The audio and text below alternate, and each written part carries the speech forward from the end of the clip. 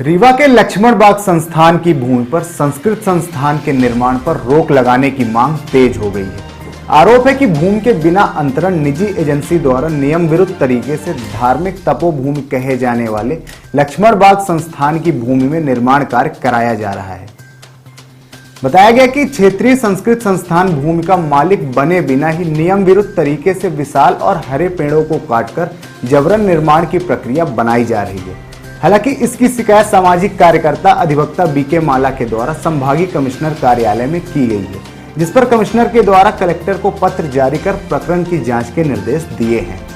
अधिवक्ता बीके माला ने शिकायत पर कहा कि उक्त भूमि एक ट्रस्ट की भूमि है, जिसकी विक्रय से लेकर अन्य कार्यों के लिए परमिशन सिर्फ कैबिनेट के द्वारा दी जा सकती है। साथ ही यह प्रकरण राष्ट्रपति तक जाएगा, इसके बाद ही अनुमति प्राप्त होगी, क्योंकि लक्ष्मण बाग संस्थान की भूमियों के संबंध में राष्ट्रपति के द्वारा एक पृथक से संविधान निर्माण किया गया है और ऐसे में इतनी बड़ी प्रक्रिया को पूरा किए बिना कोई निर्माण करना नियम विरुद्ध है। फिलहाल उक्त शिकायत पर संभागीय कमिश्नर के द्वारा कलेक्टर को जांच के लिए निर्देशित किया गया है। देखिए, रीवा लक्ष्मण बाग संस्थान में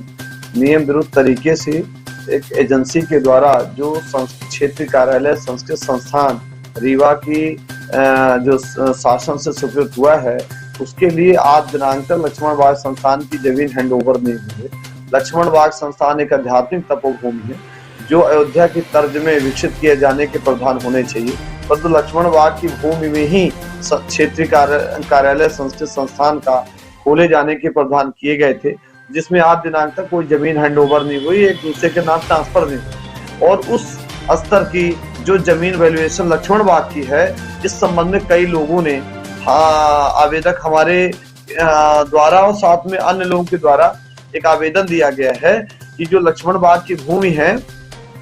उस लक्ष्मण बाग की भूमि के संबंध में शासन के अलग अलग रेगुलेशन है, शासन की नियमावली है और उस नियमावली के तहत जमीन हस्तांतरित होनी चाहिए या किसी को कलेक्टर रीवा को देने के प्रावधान भी नहीं है। ये शासन के नियम है, शासन के रेगुलेशन है और कलेक्टर रीवा उस जमीन को किसी को हैंडओवर नहीं कर सकती, विक्रय, दान, अंतरण, लीज नहीं कर सकती। इस संबंध में कई शिकायतें हैं। एक आवेदन इस आशय के ये भी गया है कि जो मूल्य की जमीन उनको दी जा रही है, लक्ष्मण बाग की विक्रय की जा रही है या दूसरे क्षेत्रीय कार्यालय के नाम ट्रांसफर की जा रही है, उतनी मूल्य की जमीन की राशि उससे दुगुना,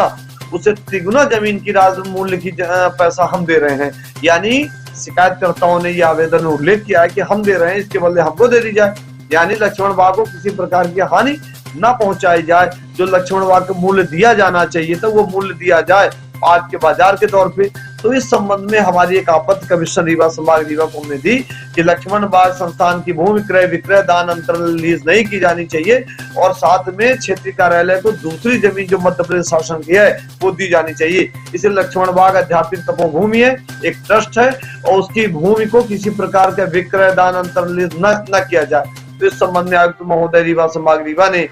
बिना किसी प्रकार के ट्रांसफर के जो निर्माण एजेंसी थी वो काम लगाई थी, तो उस निर्माण एजेंसी के काम को रोकने और निर्माण एजेंसी के बिना अनुमति के वहां निर्माण लगाए जाने के संबंध में आयुक्त महोदय ने कलेक्टर रीवा को पत्र भेजा है और उनसे उन्होंने कहा है कि इसकी जांच कराई जाए कि बिना अनुमति के बिना निर्माण एजेंसी कैसे काम कर रही है और इस पर रोक लगाए जाने के संबंध में आयुक्त महोदय रीवा संभाग रीवा ने कलेक्टर रीवा को पत्र जारी किया है। इस संबंध में हमने शासन स्तर में भी पत्राचार किया था और उल्लेख किया था कि लक्ष्मण बाग संस्थान की जमीन आज तक किसी संस्थान के नाम अंतरण नहीं हुई है या ट्रांसफर नहीं हुई है, रजिस्ट्री नहीं हुई है और ये करने का अधिकार भी नहीं है। तो शासन स्तर में शिकायत के साथ आयुक्त महोदय रीवा संभाग को पत्र दिया।